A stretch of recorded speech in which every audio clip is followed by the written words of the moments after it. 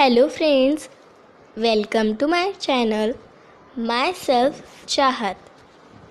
दोस्तों, आज हम सर्वनाम और सर्वनाम के कुछ भेद देखेंगे।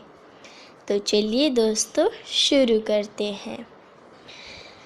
सर्वनाम संज्ञा के स्थान पर प्रयुक्त होने वाले शब्दों को सर्वनाम कहते हैं, जैसे मैं, हम, तू, तुम, वह, यह, आप, कौन, कोई, जो इत्यादि। दोस्तों, जो शब्द संज्ञा के स्थान पर प्रयोग किए जाते हैं उन्हें सर्वनाम कहते हैं। दोस्तों, सर्वनाम के 6 भेद होते हैं। पहला पुरुषवाचक सर्वनाम, दूसरा निश्चयवाचक सर्वनाम, तीसरा अनिश्चयवाचक सर्वनाम, चौथा संबंधवाचक सर्वनाम, पांचवा प्रश्नवाचक सर्वनाम, छठा निजवाचक सर्वनाम। तो पहले हम पुरुषवाचक सर्वनाम देखेंगे। दोस्तों, जिस सर्वनाम का प्रयोग वक्ता या लेखक स्वयं अपने लिए अथवा श्रोता या पाठक के लिए अथवा किसी अन्य के लिए करता है वह पुरुषवाचक सर्वनाम कहलाता है। दोस्तों, जिन सर्वनाम शब्दों का प्रयोग बोलने वाले, सुनने वाले तथा किसी तीसरे अन्य व्यक्ति के लिए किया जाता है उन्हें पुरुषवाचक सर्वनाम कहते हैं। दोस्तों, पुरुषवाचक सर्वनाम के 3 प्रकार होते हैं। पहला उत्तम पुरुषवाचक सर्वनाम, दूसरा मध्यम पुरुषवाचक सर्वनाम, तीसरा अन्य पुरुषवाचक सर्वनाम। उत्तम पुरुषवाचक सर्वनाम जिस सर्वनाम का प्रयोग बोलने वाला स्वयं के लिए करता है उसे उत्तम पुरुषवाचक सर्वनाम कहते हैं, जैसे मैं, हम, मुझे, हमारा आदि। मध्यम पुरुषवाचक सर्वनाम जिस सर्वनाम का प्रयोग बोलने वाला सुनने के लिए करे उसे मध्यम पुरुषवाचक सर्वनाम कहते हैं, जैसे तू, तुम, तुझे, तुम्हारा आदि। अन्य पुरुषवाचक सर्वनाम दोस्तों, जिस सर्वनाम का प्रयोग बोलने वाला श्रोता के लिए के अतिरिक्त किसी अन्य पुरुष के लिए करे उसे पुरुषवाचक सर्वनाम कहते हैं, जैसे वह, वे, उसने, यह, ये, इसने आदि। दोस्तों, अब हम देखेंगे निश्चयवाचक सर्वनाम किसे कहते हैं। जो सर्वनाम किसी व्यक्ति, वस्तु इत्यादि की और निश्चयपूर्वक संकेत करे वे निश्चयवाचक सर्वनाम कहलाते हैं।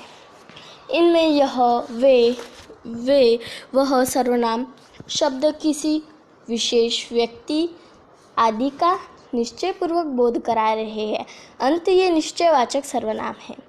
दोस्तों, जिन सर्वनाम शब्दों से किसी निश्चित व्यक्ति या वस्तु का पता चलता है उन्हें निश्चयवाचक सर्वनाम कहते हैं, जैसे यह, वह, वे, इस, उस आदि। जैसे कि यह मेरी फ्रॉक है, वह अर्जुन की गेंद है। दोस्तों, अब हम देखेंगे अनिश्चयवाचक सर्वनाम किसे कहते हैं। जिस सर्वनाम शब्द के द्वारा किसी निश्चित व्यक्ति अथवा वस्तु का बोध न हो वे अनिश्चयवाचक सर्वनाम कहलाते हैं। इनमें कोई और कुछ सर्वनाम शब्दों से किसी विशेष व्यक्ति अथवा वस्तु का निश्चय नहीं हो रहा है, अंत ऐसे शब्द अनिश्चयवाचक सर्वनाम कहलाते हैं। दोस्तों, जिस सर्वनाम शब्दों का प्रयोग किसी अनिश्चित प्राणी या वस्तु के लिए किया जाता है उन्हें अनिश्चयवाचक सर्वनाम कहते हैं, जैसे किसने, किसका आदि। उदाहरण, कोई बाहर खड़ा है, दूध में कुछ गिर गया है। दोस्तों, अब हम देखेंगे संबंधवाचक सर्वनाम। परस्पर एक दूसरी बात का संबंध बतलाने के लिए जिन सर्वनाम का प्रयोग होता है उन्हें संबंधवाचक सर्वनाम कहते हैं। इनमें जो, वह, जिसकी, उसकी, जैसा, वैसा ये दो शब्द परस्पर संबंध का बोध करा रहे हैं, ऐसे शब्द संबंधवाचक सर्वनाम कहलाते हैं। दोस्तों, जो सर्वनाम किसी वाक्य में आए दूसरे संज्ञा या सर्वनाम शब्दों से संबंध बताते हैं उन्हें संबंधवाचक सर्वनाम कहते हैं दोस्तों। जैसे जो सो, जहाँ वहाँ, जैसा वैसा, जिसने उसने, जिसका उसका आदि।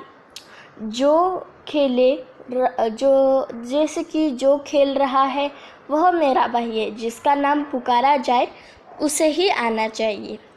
दोस्तों अब हम देखेंगे प्रश्नवाचक सर्वनाम। जो सर्वनाम शब्दों के स्थान पर तो आते ही है किंतु वाक्य को प्रश्नवाचक भी बनाते हैं, वे प्रश्नवाचक सर्वनाम कहलाते हैं। जैसे क्या, कौन, कैसे इत्यादि। दोस्तों जिन सर्वनाम शब्दों का प्रयोग प्रश्न पूछने के लिए किया जाता है वे प्रश्नवाचक सर्वनाम कहलाते हैं। जैसे कौन, किसे, कहाँ, किसका आदि। उदाहरण, तुम कहाँ जा रहे हो, तुम्हारा नाम क्या है। दोस्तों अब हम देखेंगे निजवाचक सर्वनाम। निजवाचक सर्वनाम जहाँ वक्ता या लेखक अपने लिए आप अथवा अपने आप शब्द का प्रयोग हो वहाँ निजवाचक सर्वनाम होता है। जैसे मैं तो आप ही आता था, मैं अपने आप काम कर लूँगा। दोस्तों जिन सर्वनाम शब्दों का प्रयोग अपने लिए होता है उन्हें निजवाचक सर्वनाम कहते हैं। जैसे खुद, स्वयं, अपने आप आदि। उदाहरण, मैं अपने खिलौने स्वयं संभालता हूँ, नेहा अपने आप पढ़ लेंगी। तो दोस्तों यहाँ पे हमने सारे भेद सर्वनाम के हमने देख लिए। Hope you understand my dear friends. Please like, share and subscribe to my channel.